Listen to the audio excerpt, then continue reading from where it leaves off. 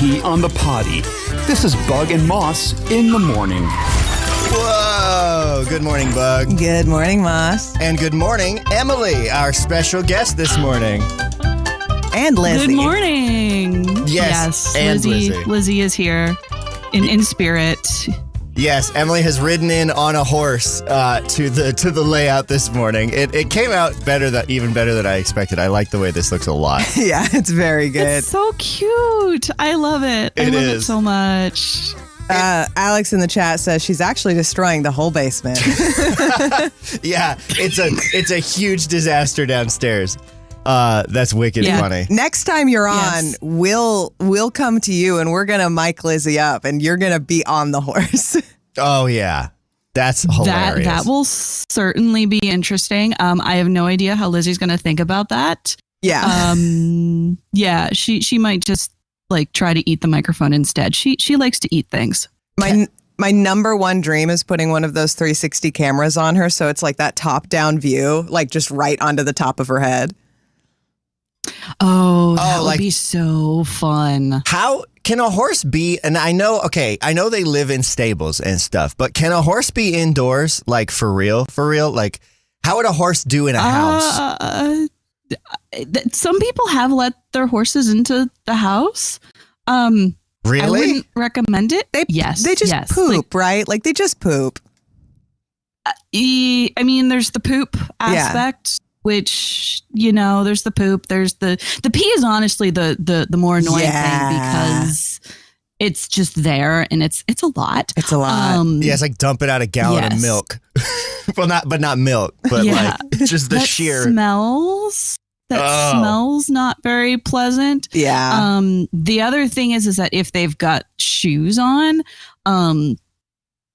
our floors aren't really good for like walking around. Oh, yeah, that makes sense for them. Yeah, yeah. They might slip and fall and break something, which isn't good. Oh God, yeah. I just imagined a horse stepping on like linoleum. That would not go good, would it? The horse would absolutely be like ice skating around and going probably bonkers.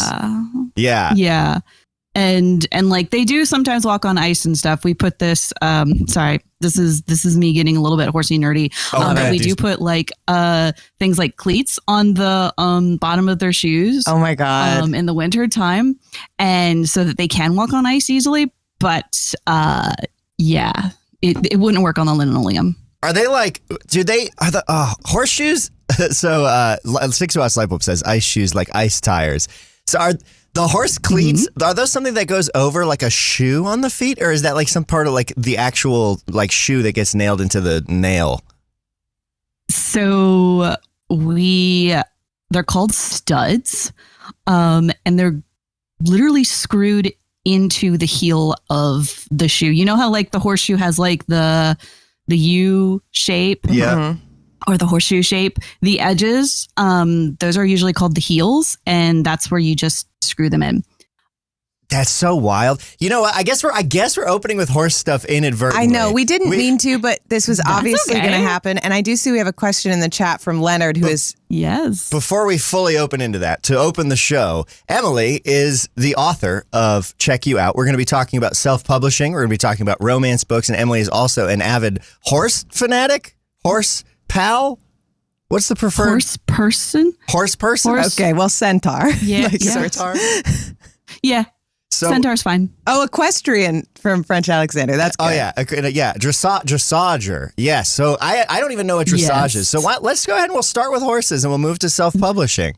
So, Emily, the first question we have in chat is from Leonard, who says, I'm horse ignorant pretty much entirely. What's the purpose of the horseshoe anyway? That is a great question.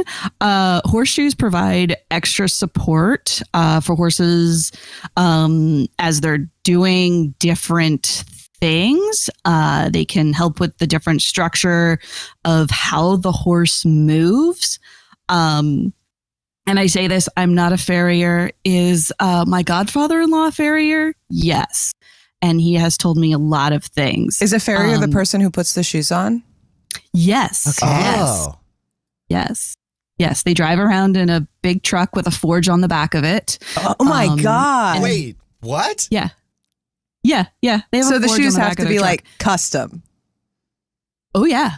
Yeah. Oh yeah. They like heat them up and like do the whole like burning thing to like see how the shoe is lined up on the foot, and there's like smoke and stuff like that. And What? Yeah. Wait. So so a farrier will just rock up in a truck with a forge in the back and presumably like some adjustable molds and like melt some metal, pour some shoes, and then like have a coffee and then nail them to your horse's feet?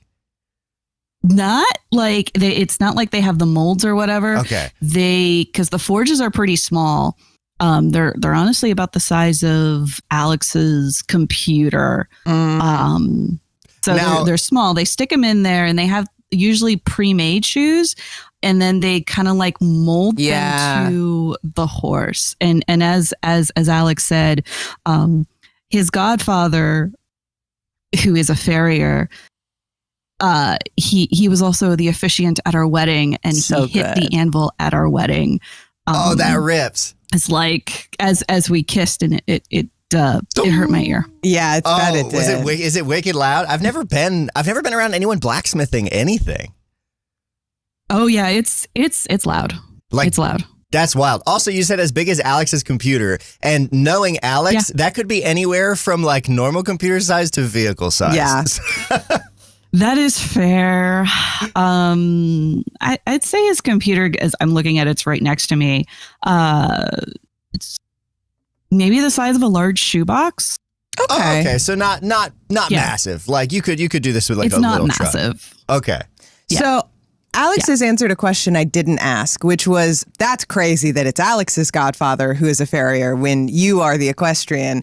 And I see that Alex in the chat has said he's actually how we met. It was like, oh, you ride horses. Do you know insert name? Oh yeah, he's my farrier. Oh shit, that's my godfather. Wait, really? That's how that happened? Yeah, literally, that's how that went down. That's so cool. That's so And I knew his godfather like 4 or 5 years before I even met Alex. That's and so literally funny. first day of college orientation, Alex came up to me, "Hey, you ride horses." Oh, that's Do you so know good. That's that amazing. name? And I was like, he's my farrier. That's so Oh, cool. shit. So wait, so does Literally. Alex also ride horses? No. Oh, okay. So- Alex just has game. does not. This is what he does. He's like, I noticed you look like a bit of a horse girl. I know about horses some stuff. that's so funny. Pretty much. That's him. Leonard said, "Big truck, you say. You have my attention." Yeah. Yes.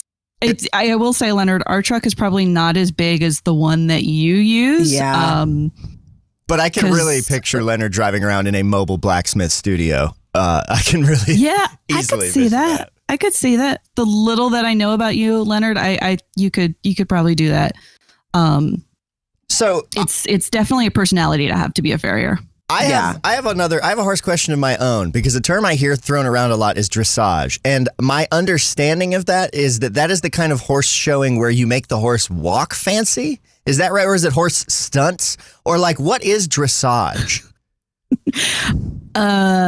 So it is basically making the horse walk and trot and canter fancy. The definition is, okay, so dressage is technically comes from a French word for training, and it's basically a written set of movements in what they call a test. And then you're judged on how well you're doing all of those different movements. So, yes, Alex, if you want to annoy equestrian, it can be pronounced. The Australians call it dressage. Oh boy. Yeah. So that's fun. So no, they call it like, I don't know how the Australians pronounce it. They pronounce it kind of weird. Dress. I can't do an Australian accent. Yeah. Matt Bliss will absolutely crucify me justifiably. But So it's kind of like what the original figure skating back in the original times was like, how accurately can you cut a figure, like a figure 8 or like, I don't know, the Superman S or whatever. You were like, it was about accuracy and like getting it perfect and precise. So dressage sounds like it's like that. Like you have to hit these marks, these very specific like types of things. Yes. Like what do they look for? Yes. Part of it. That's a really great question. So they look for like how the horse is going, and I'm trying to explain it all in terms that you guys would understand, because I could talk about, harmony and submission and thrust and stuff like that, and you're probably all looking at me like, what the hell is she even talking about? Oh, but that's great. I love learning new jargon. Yeah. So essentially it's how the horse is going. So there's different muscles that the horse has to engage, and they have to be in what we call a certain frame. So like the horse's nose has to be perpendicular to the ground. Their neck muscles have to be engaged so that the bottom of their neck is nice and soft. They have to be nice and accepting of the bit. There's something called bend, which is where they literally bend their body in a certain way. Yeah, that's what they're all judged on, as well as accuracy of the movement. Are you doing it? Are you actually doing the movement, or are you sort of half doing the movement? And are you doing it at the right place? That's cool. Because they have specific letters around the arena. So it's kind of like halfway between figure skating and like agility, like what people do with dogs, where it's like, although I guess that's more course based, and dressage is more like just you and the horse, right there. And you said there's letters around the arena. Yes. So there's a the arena is a 20 by 60 meter typically. Sometimes they can be 20 by 40, but a 20 by 60 meter arena, and they have letters all around the outside. And it's like hold on, I have to remember, all King Edward's horses can make big fences. Wait, all King Edward's horses can make big fences? Yes. Oh, so that's how you remember like the different letters and where they are. That's great. The every good boy deserves fudge, but of dressage. Yes, pretty much. So like A is where you go into the arena, and then like you do different movements at different levels, different letters. That's so cool. And it makes so much sense because you sent this picture of you on Lizzie, and I remember saying like she looks like a ballerina, and I'm seeing dressage also described as like equine ballet, which is so cool. That's it. That is super cool. Yeah. Bug Fan Club says, I want to talk about all of these things. Yeah. Is Bug Fan Club also a horse person? Bug Fan Club has recently gotten into riding horses and enjoys riding horses casually and as a hobby, which is wild to me because I am very afraid of horses. So I think you're all so brave.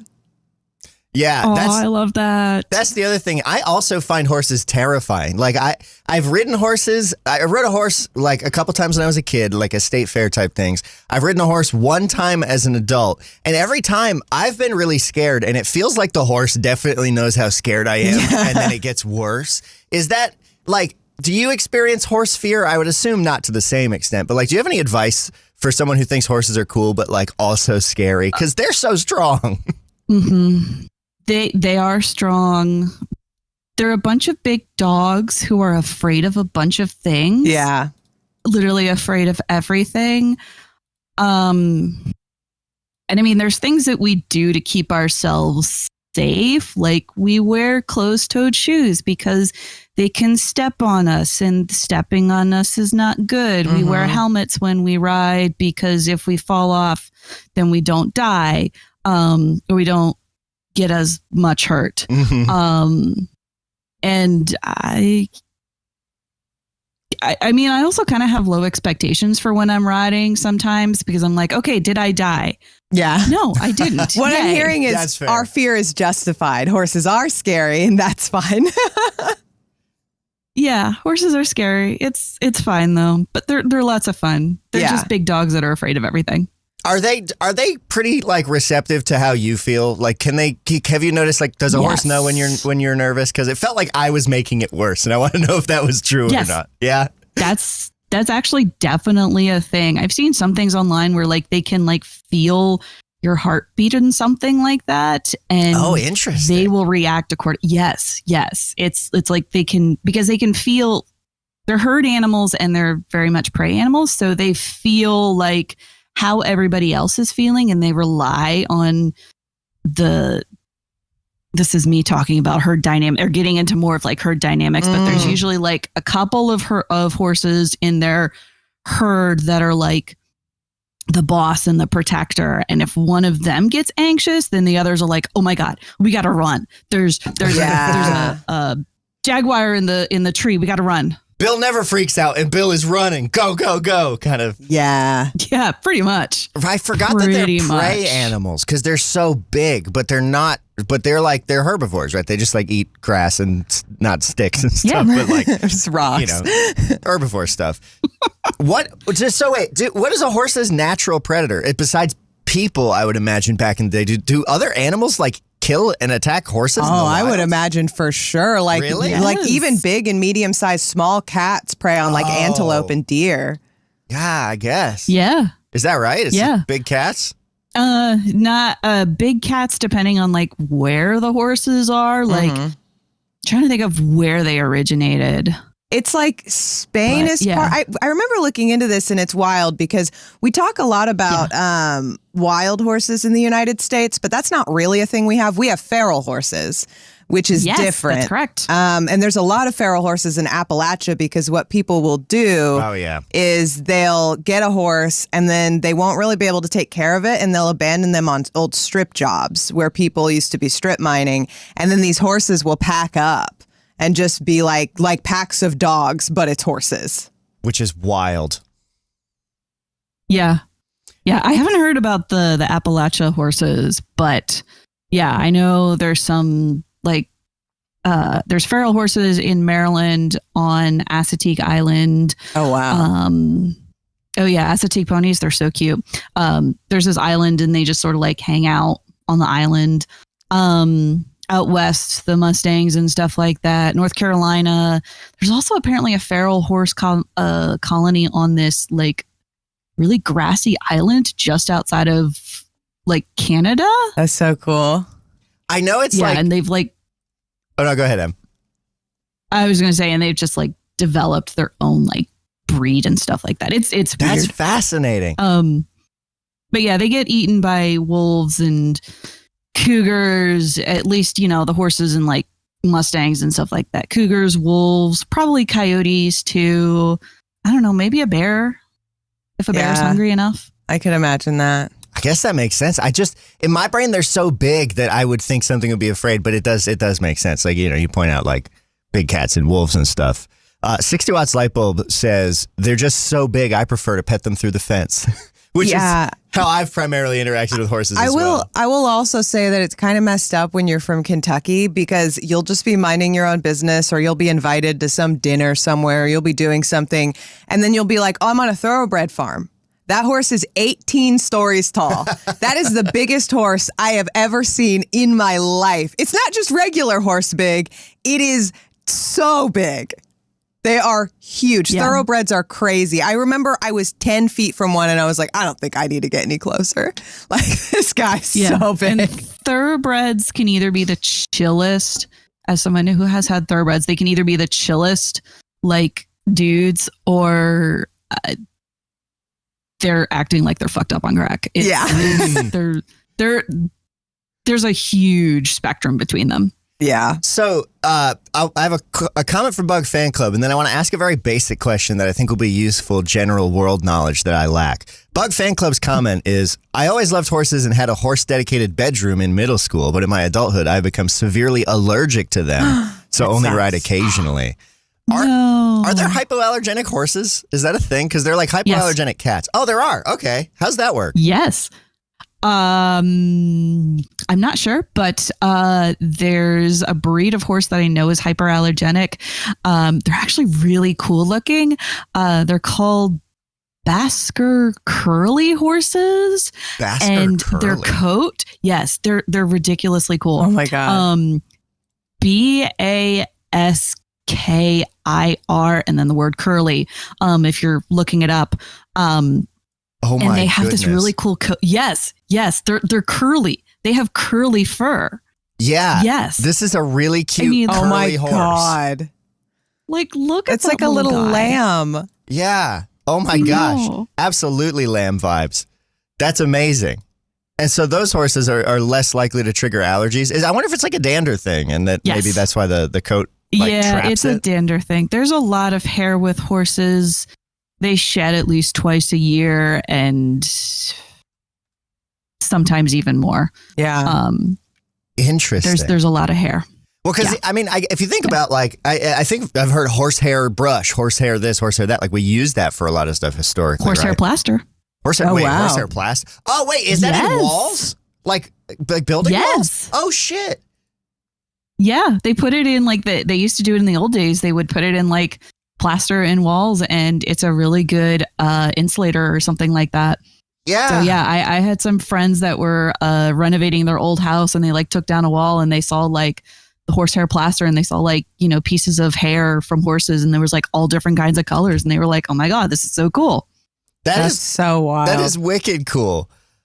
60 Odds Lipo says it is an absolute pain to deal with now, though, the horsehair plaster. Yeah. Which I lived in an apartment once that had plaster walls, and that was just hard to deal with, generally speaking, because like you can't hang anything in those. You put a nail in and it just cracks to pieces. But that's a different thing. Bug Fan Club in response to that said that's a thing. This is a game changer. So that's awesome. Yes. No, go ahead. They are. I do believe that the curly horses are not super common. I haven't seen them too much, except for like, you know, oh, hey, there's a horse show. Ooh, that's a curly. Oh my God, it's so cute. Yeah. Because that's what we do. We're like horse nerds. I'm like a horse nerd. I love that. That's awesome. I think that's incredible. I totally get that. Like it's like any, like a car meetup, right? With people who are super into cars. Like, oh my God, that's a Datsun 280Z. I haven't seen one of those. Blah blah blah. Like it's just, yeah. Well, I also looked it up because I was trying to see like, oh, well, Chloe's in Paris or Bug Fan Club's in Paris. Maybe there's something there. And unfortunately, Chloe, and maybe fortunately, this is the one time that Paris, Kentucky is the one you want to be in, Wait, which really? is like 20 minutes from us. Apparently, they have some curly hair horses there. No way. We'll have to do a field trip and we could find, is there like a farm that specializes I in them? think so. Yeah, I think we could track them down. We should go and we could bring the GoPro and we could go meet a curly horse. That could be really fun.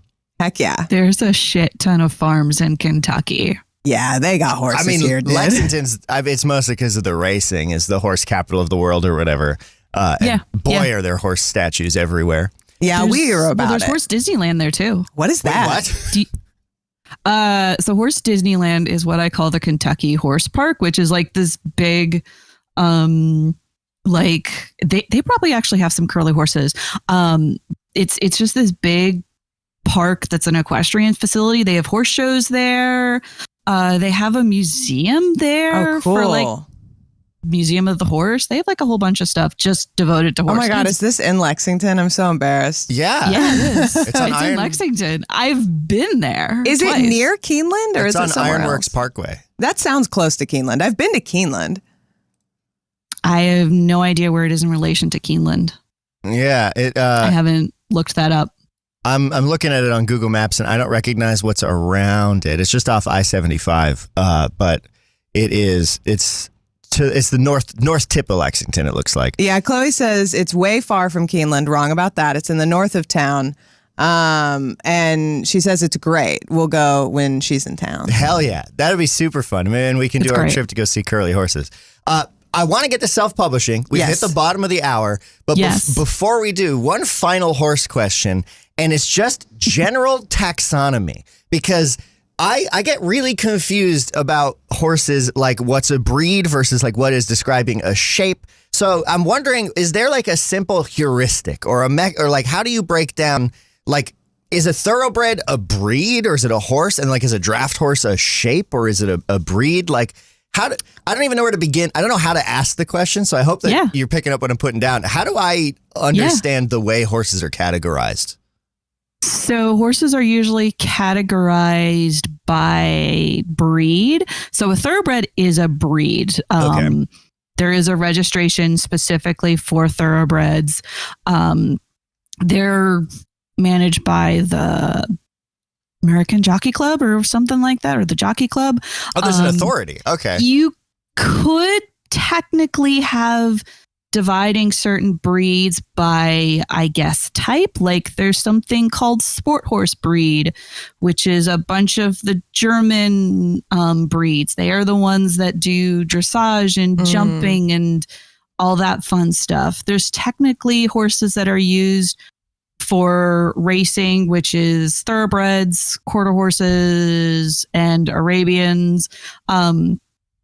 Lizzie is part of the Iberian breed types, which is a family of breeds that all came from the Iberian Peninsula. And then draft horse, there's a bunch of different draft horses. And is that a breed also? That's also like, or it's kind of like a like a type, because there's a bunch of different draft horse breeds, like Clydesdales, the Budweiser Clydesdales. Yeah. Those are draft horses, but yeah.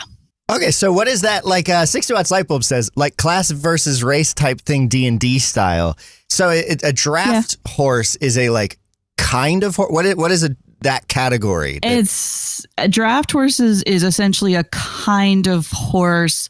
They're the horses that they're the trucks of the horse world. They pull things. They're the horses that you hooked up to plows. They pull cars. That's so wild. Oh yeah. I remember seeing there's like at the county fair type thing where they have the big long trailer with the plow in it, and they the like horse pulls? and then they drop the plow and see how far the horse can take it. That's so that cool. would be I love draft those. horse stuff. I just showed a picture to Mason that's showing like a coach horse versus a draft horse, and the draft horse is bigger. Those are big boys. Oh my gosh, there's a Clydesdale at our barn, and his feet. His feet are the size of a dinner plate. That's so unreal. That's crazy. So, but I guess there's still a hole that I'm not quite sure how to fill, which is like there's draft horse versus what? Like what else would be parallel to draft horse in terms of, because if it's not a breed, like is pony? Sport horse is another Sport one. horse. So like the German and like Northern European breeds, like there's the fancy Hanoverian, Oldenburg, like those fancy breeds, like they are all sport horses. When you look at an Oldenburg versus a Clydesdale, you're like, oh, okay, there's a big difference. The other horse is more leggy and elegant, and the other one is just massively huge. Mm-hmm. And then breed would be like below that in categorization. Like multiple breeds are draft horses, multiple breeds are sport horses. Yes, pretty much. And and that sounds almost like it's functionally defined, which is interesting because I guess it's like such a historically a working animal, quote unquote. Yeah. So there's like the function grouping, and then there's the breed grouping, which is, based on their lineage and where they came from and stuff like that. One final question from Bug Fan Club before we move to self-publishing, actually. Bug Fan Club says, draft versus bottle horse, which is your fave? Budweiser said draft, but to each their own. I don't know what a bottle horse is. Oh, I have actually never heard the term bottle horse either. I've only heard the term draft. Now, maybe that's what they use in other countries. I know Americans, we use the word draft. Yeah. Oh my God. It's a beer joke, guys. Oh, it's a beer joke. Oh. I don't drink beer. So stupid. I don't like beer. Damn it, you got us close. That's so funny. I get it. Okay, draft versus bottle. Now I'm with you. 100%. I'm here. It is 7:34. Yeah. We've swung through the bottom of the hour. You're tuned into the Bug and Moss Morning Telephone Show, which is made possible by our supporters on Patreon at patreon.com/Bug and Moss, of which M happens to be one. Eva May Morin has a That's book me. coming out on August 26th. Check you out. I normally do this plug, but do you want to take it from me since you can speak even more to it, and then we'll start talking about the process? I can. So I am publishing a book. Holy crap. I'm doing that. Doing the thing. It comes out. It's kind of scary. It's coming out August 25th. You can pre-order if you go to my website, evamaymorin.com, EVAMAMORIN.com. There'll be links for you can purchase it an ebook from Amazon, or you can purchase it paperback directly from me. Buy my book. I think it's good. I worked really hard on it. I'm still working on it. Bug devoured it in one day. What do you mean still working on it? It's coming out in like about 30 days. It's just like final little touches and tweaks and things here and there. Yeah. So, I mean, this is a great point for us to segue into the publishing process. Yeah. Do you want me to like just talk about it in general, or do you have like specific questions? I do have some questions. We have one question from Leonard. Yes. But it sounds like we have this perfect segue, which might be a good place to start. Are you still finalizing it, or have you printed the book? Yes, I'm still finalizing it. So and I'm trying to get things done. So writing and publishing a book is maybe 25% writing, like writing your first draft. That's a low percent. And then 90% editing. Yeah. 115% of your time. Mm-hmm. Yeah, pretty much. Yeah. So like right now I'm in the proofreading stage where I'm going through making sure that everything is picture perfect, and then also changing some little words and tweaks, just because I'm like, oh, hey, I feel like maybe this could be a little bit better, and I'm an indie author. I can do that. Yeah. I also gave so I had printed out a test copy and I gave it to my mother, and she like wrote all over it and gave me feedback. So I'm like reading through her feedback. My mom's a teacher and can find like all of the things, but proofreading is usually the last step in the process before you finally hit publish and it is out the door. And so the publishing process, traditionally, like traditional publishing is, as far as I'm aware, a crapshoot. I only have a couple friends who are authors, and only one who tried to deal with like the original, like legacy industry publishing. And the experience that they relayed to me from that was pretty, I don't want to say nightmarish, but like the timetables that you're given are crazy. And then like the requirements you have to hit are crazy if you can even get involved with them in the first place. And then they're like so interested in just like shipping it that the pressure is on in such a big way. And I'm a believer that a lot of these kinds of traditional media industries are on their way out as like the internet takes over. You know, like I feel like YouTube is going to be replacing streaming. Like, you know, we've had broader discussions about all of that. But in the publishing world, books are just such one of like the oldest forms of media that we mass published and shared. And so I feel like there's a lot of momentum there. And then even self-publishing seems pretty complex. What is the process to get a book from, like, you say you have the book, what is the process to get it out into the world and make it exist? So one of the first steps of the process is getting feedback. So let's say you have a first draft of your manuscript. The first thing that you need to do is go and get feedback on that. Make sure that you are hitting all the points that you want to hit with regards to your plot, your character arc, your overall story structure, maybe your pacing. And you can get that in a couple of different ways. And by feedback, I mean like you giving it to somebody else and them reading it. You can join a critique group, which is something I actually run a local critique group where we submit chapters. So like even I've submit like my book to people, like chapters of my book to my friends. And I've been like, hey, what do you think of this? And then they tell me like, hey, this is working. This character, I'm not understanding, like, what is this character's motivations? Like, you know, I don't know why you brought up this. I think it would be really cool if you did this little twist. So having that feedback, I try to get that feedback even before I finish my first draft. And then after I get the first draft, that's when you start sending it to, you can send it to beta readers, which are people who read books in order to give feedback. It's not quite an editor.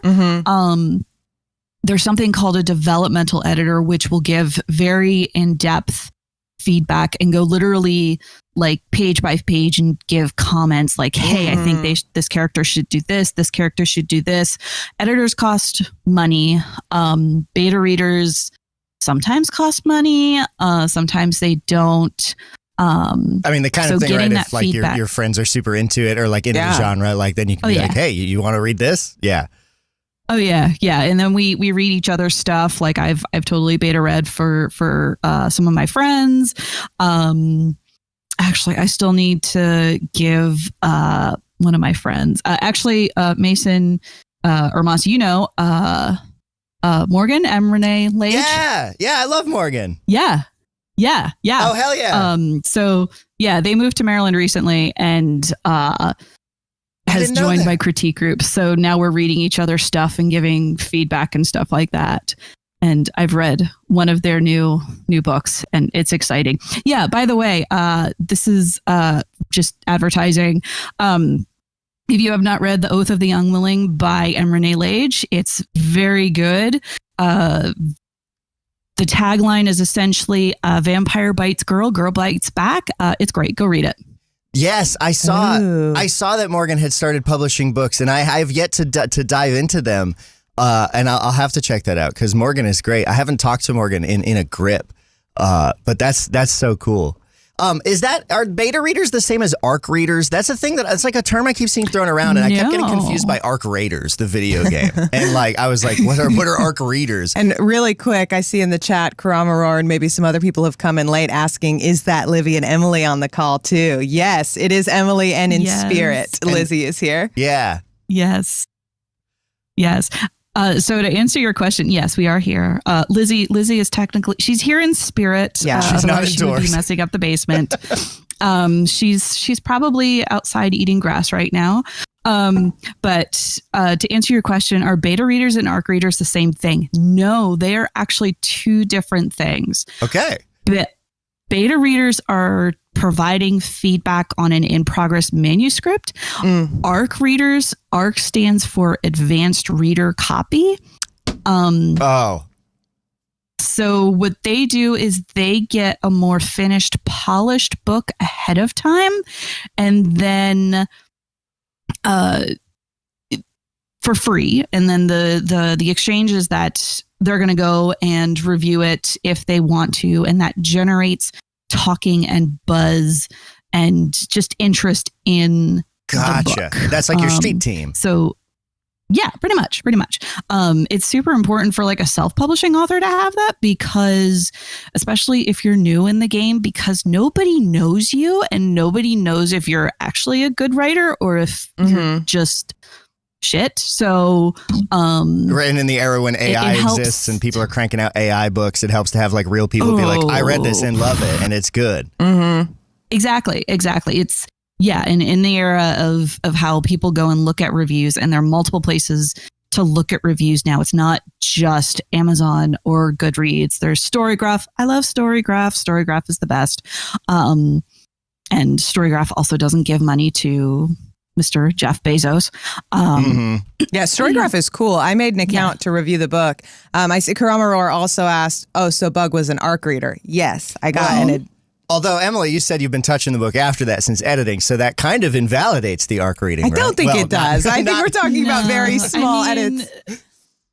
They all go through, excuse I've got something stuck in my throat. No worries. They all go through this process. And sometimes even like traditionally published books, they go through this process too. And they'll even say like uncorrected proof copy. So you know that there will be some changes later coming on.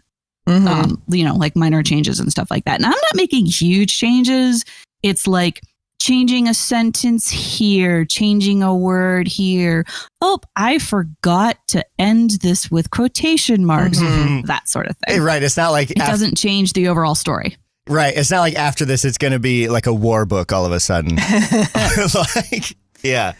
No. Also, they're not going to start stabbing each other. Yeah. This is so illuminating too, because I didn't ask because I was just like, there's no way that Emily can still make changes on this book. So if I saw stuff like that, I was like, too late.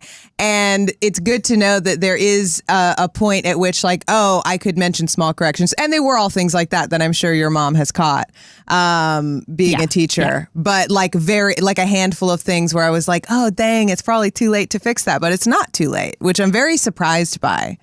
I would have thought it would be like, no way. I mean, I've read fully published books that have those kinds of things in them. So I feel like that kind of thing. Yeah. I mean, they can always be changed in a future copy. Oh yeah, yeah. But no, I've read traditionally published books that have had little errors and stuff like that. They all end up going through, but no, I have. So to talk a little bit more about the actual self-publishing process. Yeah. You submit your files to.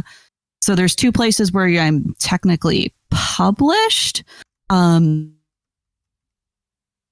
There's Amazon, which is the ebooks. And I have until like a week to submit the files for that. That makes sense. And I can make as many changes as I want. And then the other one for the paperback, that is published through something called Ingram Spark.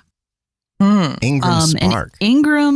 So Ingram is the company that pretty much prints most books in the United States. Like they're and I don't mean like the publisher, I mean like the actual printer. Yeah. Really? So if you buy, so if you buy a book, it's almost certainly been printed by Ingram. There's some other small printers and stuff like that. But that's I think I have like, in order to do that, I submit the files, they approve the files, and then I have to pay. It's like a print on demand. So I say, hey, I want these many copies printed, and then they just send it to me. What's the rate for that kind of thing? I'm always curious about because printing costs can vary so much and like quantity is such a big thing. What's the print on demand rate for a paperback? So if I'm printing it one copy for myself, it depends on like if I'm doing it fast printing or just regular printing. I think it's like $6 for me to print each book. And That's then not there's bad. shipping. Oh. It isn't that bad. There's shipping and it's like, depending on how many books, it's like $1 or $2 per book. If I'm shipping a lot of books or if I'm printing a lot of books, it's a little bit less per book. But there's been a whole bunch of other costs associated into actually producing the book. So it'll still take me a little while for me to actually make money, if I make money off of the book. Right. Yeah. That was one of my questions, actually. So you've answered a lot of them. One of my questions was, who are you actually printing and mailing through? And just to clarify, is Ingram Spark, are people buying copies and then they're shipping them, or are you buying copies and shipping them to people? It could work either way. So with Ingram Spark, it pushes it through to other retailers. So it is on Barnes & Noble. It is on bookshop.org, which honestly, bookshop.org is the place to get your books because then you support independently owned bookstores, which we love to do. You could technically order it through your local bookstore too. If you say, hey, can you order this book? Because it has an ISBN, they can look at which ISBN, I don't remember what it stands for, but each book has an ISBN number which is like their identification number. International standard book number, apparently. There you go. Yes. So that is how bookstores look up books and then print them. And you pretty much have to have an ISBN in order to actually be considered. Amazon books don't actually have ISBNs or something like that. If you're published through Amazon, most books that you see on Amazon are published through something else, because Amazon, they call it Kindle Direct Publishing. That's really good to know, because that would make books published through Amazon unable to be bought traditionally by bookstores if they don't have an ISBN. I'm sure they love that. Yes. Yeah, that sucks. That actually, that segues into a question I have, and then I want to make sure we get Leonard's question in here too. But so Amazon started out as selling books. That was the whole thing originally. It has turned into what it is now. It's a horrible company. Nobody fucking likes it. But it seems like it remains a kind of necessary evil in the publishing space just because of the sheer amount of distribution and control they have. Is that kind of an accurate read? Especially on ebooks, because the Kindle became really popular. And I mean, I have a they Kindle. Also, I have a Kindle. I mean, there's a Kindle app. Like, it's easy for everybody to get, and then just get ebooks. And they started on it before everybody else, if I remember correctly. Because like Barnes and Noble tried to, but they weren't able to. But Kindle. There's also this thing called Kindle Unlimited, which is where you pay like, I don't know, $11.99, and you can get like unlimited books in their program, which is what a lot of self-published authors use, because they make most of their money in Kindle Unlimited, because it's determined by page reads. And like, I know some authors that have made 6 figures just on Kindle Unlimited alone. That makes sense, because you're effectively streaming your book at that point. Someone is paying a subscription to a service. Your book is on streaming, and then you make revenue from that. Yep. So does that remain for the author? Like for you, does Amazon support is Amazon remain sort of the most likely source of financial support for the book because of the structure there? Probably. I mean, the percentage of royalties that I get from Amazon is certainly highest. The ebook royalties that I get there is 70% versus maybe 50% for paperback. Page reads, if I get a lot of page reads, then that also becomes a larger amount. But the only thing is if I'm in the Kindle Unlimited, I can't, it's exclusive to Kindle Unlimited. I can't go and say, those bastards. I can't like give my own ebook away, which is kind of ridiculous. Well, it's also so evil, because it's leading into that same kind of digital scarcity. And this is nothing to the authors who are getting their book out there through Kindle Unlimited. We are all simply trying to get our art to the most people. That makes sense. But in case you are not aware, or you used to have a Kindle, or you have one buried somewhere, Amazon officially and quietly took away your ability to own your ebooks a couple years ago. So you no longer own any book you bought through Amazon. You lost your window to download them, and that continues in perpetuity. So it's really insidious, because you're forced to put your book on there. And I didn't realize it was exclusive, which is so evil, because they own fully the distribution of your book. You can't do anything with it. And the person who buys it, when you buy a book from Amazon on Kindle, you can't download it anymore. You can only read it on a Kindle. That is such a bummer. Karama, I was so angry. I cannot believe this was legal. This is such an abuse of digital scarcity and power. And so if you didn't know, they did that. It's pretty unreal. That said, I have a Kindle, but I have never connected it to anything Amazon. The first thing I did when I got it was attempt to jailbreak it. Instead, I did other stuff to isolate it, which you can do, because the devices themselves, like the Kindle Paperwhite, is honestly a fantastic e-reader. It has a great backlight. The e-ink screen is awesome, but the company sucks. So if you do have one, there are ways to de-Amazon it. And you can put Libby books and stuff on it too. Like you can put other kinds of ebooks on your Kindle. Just if you buy something in the Amazon ecosystem, they have a much easier way to lock you out of keeping it. Coyote Astronaut said Nook fucking ruled. If y'all remember Nook. Nook was a grip. Coyote said a more open device and books. If I had to do a branded device, I'd grab it. I'm not sure if Nook is still making stuff, but those also I do remember were being good. We're pretty Nook was good. a part of Barnes and Noble. I don't know if they still are. But yeah, I have a Kindle and I don't connect to the Amazon unless I'm buying directly from a self-published author. But I get Libby books all the time. It's Libby's so great. Yeah, if you're Libby not on rules. Libby, guys, Libby is so you great. gotta get your library card connected to the World Wide Web.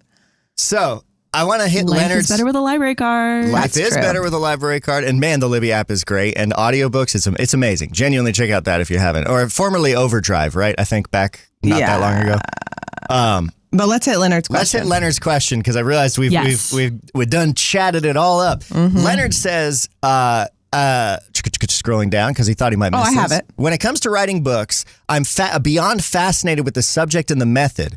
Basic ass question, but how did you approach it? Did you have the concept of a story mapped out before you started writing, or did you start writing and kind of see where your mind led you? Because, and I think I'm picking up what Leonard is saying, like it's a huge endeavor to write an entire book.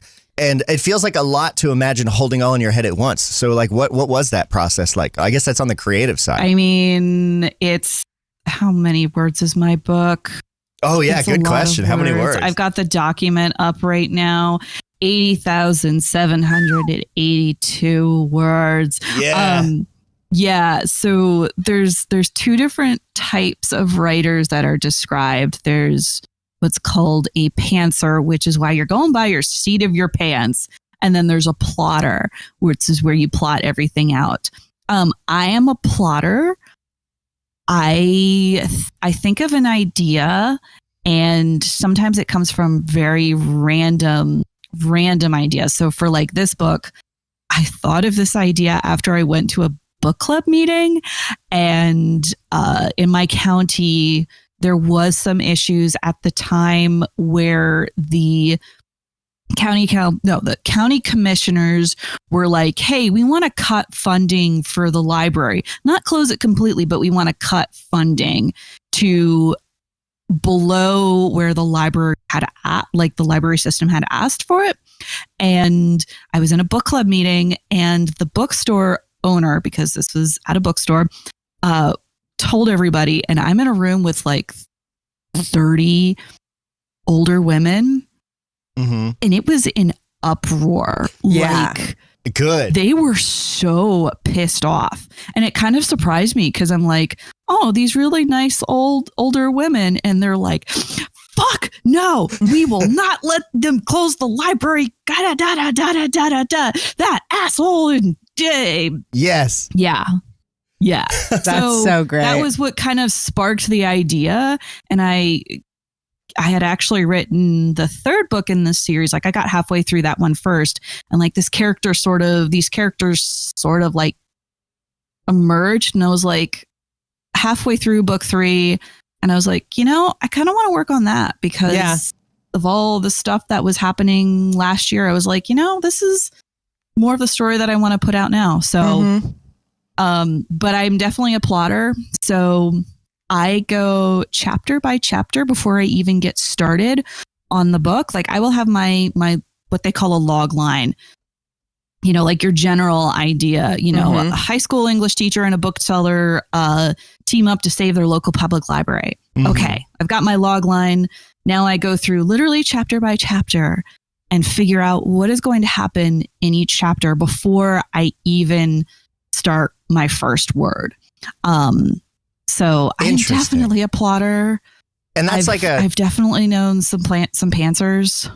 So your approach is very top down. Like, okay, here's the log line, and then we break it into chapters, and it's like this action leads to this, to this, to this, and then you go down. Do you go even further, like scene by scene for each chapter, and then write, or do you do some writing intermittently to like? Because for me, the process of it, I don't particularly write, but I write sketches and things and stuff like that. And there is an amount of discovery that seems to happen on the page for me. I would consider myself a pantser. I'm curious, as a plotter, is there still discovery that happens on the page as you write, where someone does something you don't expect, or do you pretty much have all the puppet strings as you go? No, there's some things that I discover as I go along. Sometimes a character will just come and just take over, and I'm like, okay, you're doing that now. I didn't expect you to do that. Okay, that's fine. That was definitely how it was when Nicole showed up on the first time on the page. She came up and said like, fuck y'all, I'm here. And I'm like, okay, hi, how are you? Your path is going to be totally different than I planned. So, and sometimes as I'm like writing that chapter, sometimes the different scenes, they shift and stuff like that.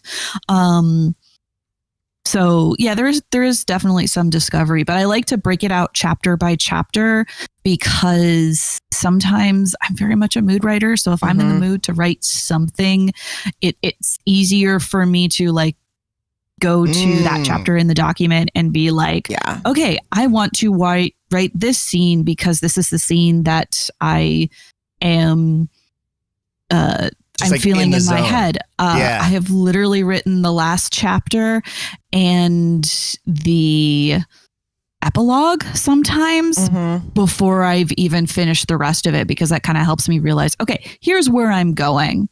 That's that's cool. As a full seeder myself, I do often write like the very end of something, and then I'm like, well, I guess we'll figure out how to get there. Wait, so are you a pantser as well, Bug? I guess pantser. Because I feel like you're pretty organized. Well, that's not true. No, you're not. I think your approach, Bug, seems to be like putting a lot, like writing sort of whatever is like the thing on top of mind, and then having a bunch of stuff out spread on the desk in front of you and pulling it into order. That feels it's more like pantsy. Finger painting. I see where Atticus has said also, what about a skirter where I start off with a very thorough plan and abandon it and redo it 30 times? Oh yeah, that happens. Yeah. That happens a lot. Were you a NaNoWriMo participant, Em? Yes. I did that a couple years. Yes, I was. I never succeeded. I spent quite a few years trying to get to it. I never did. And then I think it was 2023, I finally won, which was the year like right before NaNoWriMo like imploded.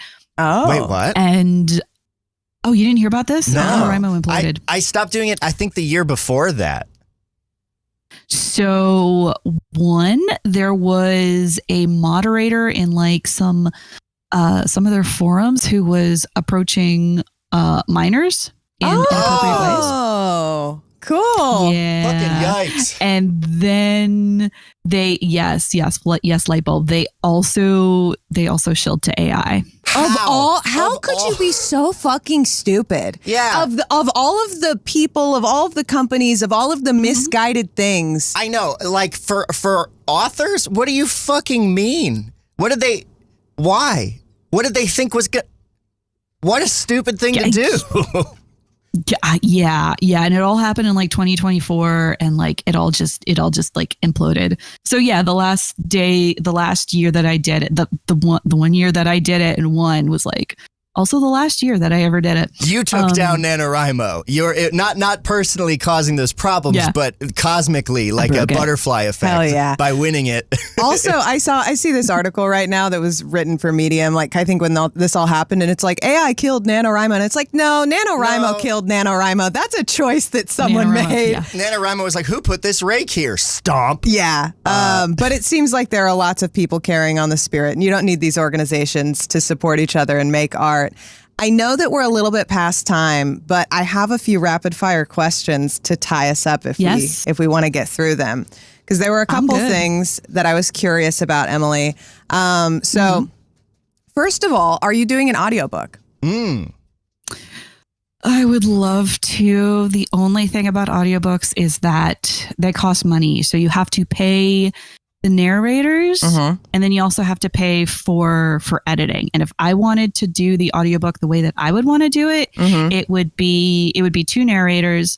One for each chapter for each POV. And I don't have the money to do an audiobook right now. Yeah. It would cost me probably for each narrator, I'd say it would probably cost me about $2,500. Yeah, that makes total sense. It's a lot of work. Maybe later on when I have a spare $5,000. Yeah. I mean, once you've made some money on the book. Yeah, and the ability to bribe Alex to do the editing for me. Sure. Yeah. Right. I was also I don't want to expensive. I don't want to put you on the spot, but I was going to say, do you need somebody to do an audiobook for you? Because I love this book and I would love to do it. So, just so you know. Oh God, I heard you narrate Coyote Astronaut's poem, and I literally ran in the other room and I was like, Alex, I have found my Charlotte. No And he was way! like, Oh, no way. really? Yeah. And I was like, can I have $5,000? Like, no. I don't think we need to. We should talk. Yeah, we should talk. Don't worry about that. Because Mason and I both have the skill, but we've never done audiobooks. So maybe we could do some collaboration. Yeah. I mean, there is a way if we were to split royalties, that is an option. Totally. And like Alex and I could split the editing lift too. Like I would happily, we could each tackle parts of it. We can also if you wanted to, we could figure this out. We'll talk about this off air. We'll talk about this off air. Yeah, we can talk about this in the Discord. Yes. But no, I get that question from my grandmother a lot because she wants to read it and yet she can't see. So she's like, do you have an audiobook? I'll call her every fucking day and I'll read her a chapter because that's so sweet. That's awesome. She would love that. All right. Check out EvaMayMorin.com. Her book, Check You Out, is coming out August 26th. You can pre-order it now. You can pre-order it on Amazon. Where is the best place to get it for supporting you, Em, specifically? Honestly, probably the paperback because I get more money. But I mean, paperback or ebook, either one of those would be fantastic. But if you want to order the paperback, if you order it directly from me, not only do you get it sent from me and you get it signed and personalized, but I'm throwing in some goodies in the package. So you get like a bookmark and some stickers and maybe some other things that I haven't decided yet. So you get goodies. Oh, hell yeah. That's awesome. Yeah, that absolutely rules. Thank you so much for joining us this morning, Em. Yeah, this was so fun. This is wicked fun. This is so fun. And thank you for hanging out with us, listeners. You've spent another perfectly good morning hanging out, sitting down with us, talking horses, talking publishing, and we really appreciate it. So catch us tomorrow morning where we'll talk about, I don't know, maybe farts or something. I'm not sure. Probably something a little bit more our speed. It'll be talk about our IBS. Yeah, something. It'll be a lot less informative, but this was genuinely so interesting and so much fun. Thanks for coming on again, Em. Yeah, this is so cool. Thank you. Thank you. We'll catch you all tomorrow morning.